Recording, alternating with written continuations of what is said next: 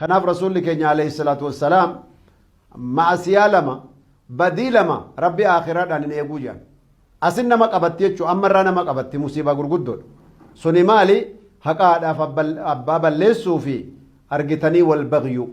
bagyiidha jechuu daarii nama dabru hisaaba nama dabru zulmiidhaan nama miidhu waan agartee haqatti hin qabne tokko keessatti jechuu amma gaafii tokko gartee Dubaay irraa fatwaa keessatti gartee nutti dhufe maal jedha warra arabaan bira hojjedhutu agartanii duuba horii ji'a afurina dhowwatanii macarrashaa horii ji'a lamaa boo'ee kadhadhee galuu kayeetin jira kontoraata keessan fixeetin jira rabbi jedhaan agadhiisa maatii kiyyan gartanii arguu barbaada ammaas agartee bultiidhan horachuu barbaada nagadhiisaa jennaan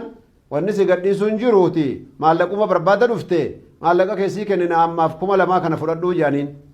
amma intalli aartee gubattee jirti mana kanas jiraachuu hin danda'u baazaboora kiyyan dhiisee deema malee jechaas murteeffattee jirti amma ijoolleedha dubartiidha qalbiin isii dadhabnaani birri 2,000 yookaan riyaala isaanii 2,000 yoogaa bahraynii faa taate yookaan kuweetiin taate 2,000 jechuun waan akka malee gartanii horii guddaadha jechuu sana gartanii duuba naa kennuu didanii jennaan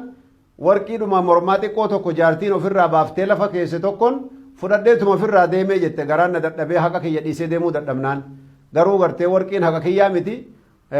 riyaala gartanii isaanii 2,000 agartanii duuba na dhowwatanii jette riyaalli 2,000 akkama birrii biyya keenyaatti gaa 20,000 wayii ta'a waan akkanaati taqriban kanaaf agartee duuba warqittii mormaa fudhee dabre eegasii da'awaa keessan dhageenyaan garaana nyaate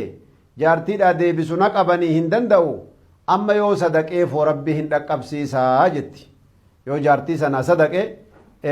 haqnisiitu narraa bahaayii jettee gaafatti kanaafuu shari'aan rabbii guddaan fas'aluu ahla dhikri in kuntum laa ta'lamuuna jedha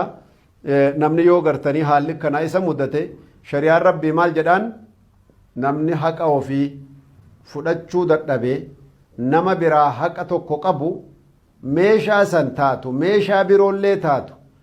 bakka birootti yoo nama sanirraa haqa isaa argate isatutti haqaa jedha shari'aan yoo gartee namni kaashii kan keessi dhowwate meeshaa biraa sharxii meeshaan sun meeshaa ati biraa qabdu haqa ati biraa qabdu hin caalleen yoo irraa gadi ta'e malee sanii ol ta'uu qabu yookaan qixa ta'uu qaba yookaan sanii gad ta'uu qaba haga ati haqa san argattu haqa kan keessan fudhattu haqa gartanii namichaa kasi dura jiru kana fudhattee deemuu dandeessaa jedhan khaasatan yoo namichi gartee zulmiidhaan si dhowwatee horii kiyya naan kennuu yoo ati beekte amma ijoolleen keenya ka amma mana namaa hojjetan kuni jarri wanni jarri eeggachuu danda'u hin jiru maaliif bornaa kennaa iftaan naa kennaa sabbareetiin fudhadhaan hin danda'amtu arabni gartee horii namaa qabnaan dhiifteefaa biraa deemta yookaan biraa duuta malee yookaan ammoo turtee tura keessa waggaa dheeraa keessa waa xiqqoo irraa sii kenna malee